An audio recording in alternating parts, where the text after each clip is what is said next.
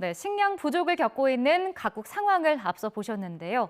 식량 위기에 대응해 주요 수출국이 식량 수출을 제한하거나 금지하는 식량 보호주의가 확산하면서 위기가 심화하는 악순환이 이어지고 있습니다. 이번 주 글로벌 픽에선 식량 위기 요인과 또 식량 보호주의 실태를 이정민 PD가 정리했습니다.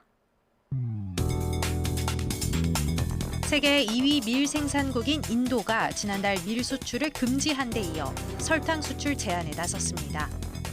자국 내 설탕 가격을 잡기 위해 10월부터 수출량을 1,000만 톤으로 제한하기로 한 겁니다. 이 밖에도 인도네시아는 일정 기간 팜유를, 말레이시아는 닭고기 수출을 금지했는데요. 미국 국제식량정책연구소는 올해 들어서만 인도와 아르헨티나, 가나 등 20여 개 나라가 식량 수출을 금지했고 지금까지 내려진 수출 제한 조치만 57건에 이른다고 밝혔습니다. 각국이 이처럼 빗장을 걸어 잠그며 식량 보호주의를 택한 배경은 무엇일까요?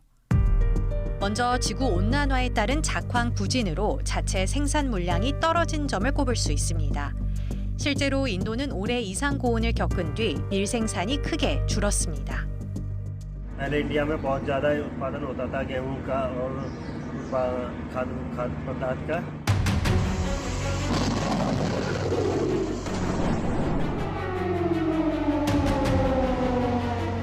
우크라이나 전쟁으로 흑해가 봉쇄돼 식량 공급망이 막히고 주요 곡창지대가 파괴된 점도 문제를 더욱 악화시키고 있습니다.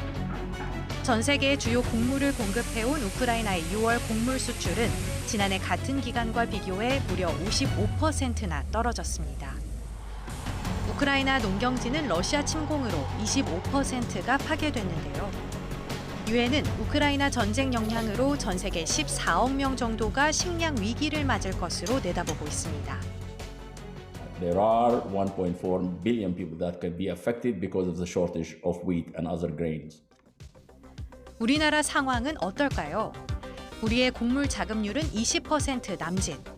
OECD 회원국 중 최하위권입니다.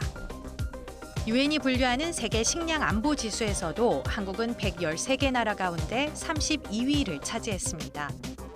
이웃나라 일본이 8위, 닭고기 파동을 겪는 싱가포르가 15위인 것을 고려하면 우리의 식량 안보도 상대적으로 취약한 편입니다. 한국처럼 대외 의존 비율이 높은 나라의 경우 식량 보호주의가 확산할수록 식품 공급책을 다양화하고 자국 내 농업 생산성을 키워야 한다고 전문가들은 지적합니다. 공급원을 점검하고 다원화할 필요가 있고 두 번째는 국내의 생산을 계속 유지하고 또는 생산성을 높여나갈 필요가 있습니다. 농업뿐만 아니라 재정 분야, 연구 분야, NGO, 그다음에 민간 분야가 다 함께 노력해야 될 부분이라고 생각을 합니다. 한 나라에서 발생한 문제가 전 세계에 영향을 미치는 이른바 초연결 사회인 만큼 지구촌 연대 역시 중요합니다. Russia, Ukraine, everybody in the world has got to come together and say there's a humanitarian crisis around the world, but it's not going to be just humanitarian. It's going to be a global food crisis. No one country can solve this crisis on its own. This is a time that you need the world working together. 세계 공통의 기후 문제, 전쟁까지 얽혀 발생한 세계 식량 위기. 남의 문제로만 볼 수 없는 지구촌 위기로 번지는 만큼 해법을 찾기 위한 각국의 공동 노력이 더없이 시급한 때입니다. 지금까지 글로벌 픽이었습니다.